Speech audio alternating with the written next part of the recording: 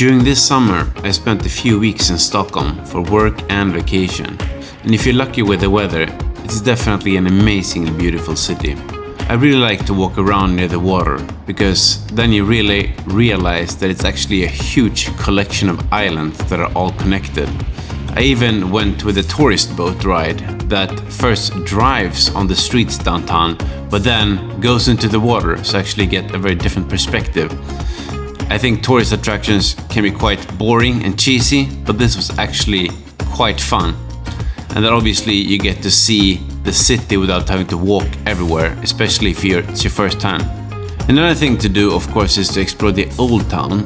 And unfortunately that also can be a bit touristy, but there are actually quite a few cozy alleys and a lot of beautiful buildings. It's the old of the old Stockholm, so definitely worth a visit.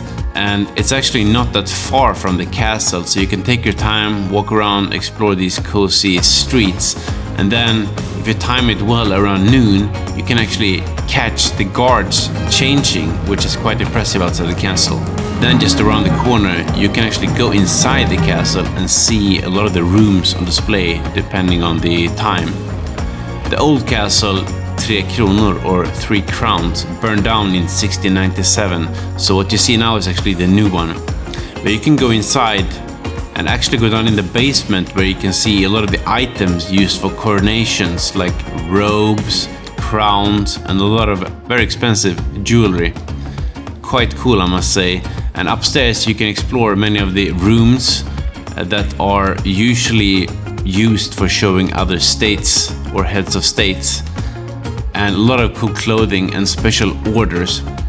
Definitely a lot of gold and spectacular decoration, but quite cool as a normal person to get access to that and actually see it. If you want a bit more relaxing views, you can walk from there up and see the city from above, which is really beautiful.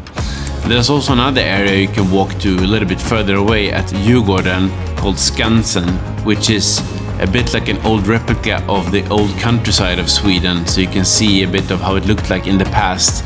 You can try local food and see local culture, actually, with a lot of local dances.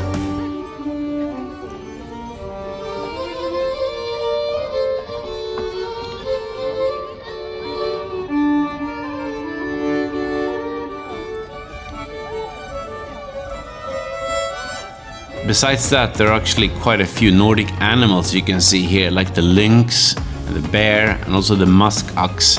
Depending on the season, there could be more or less of those. And during the summer, you can actually stop and watch a lot of cool live concerts.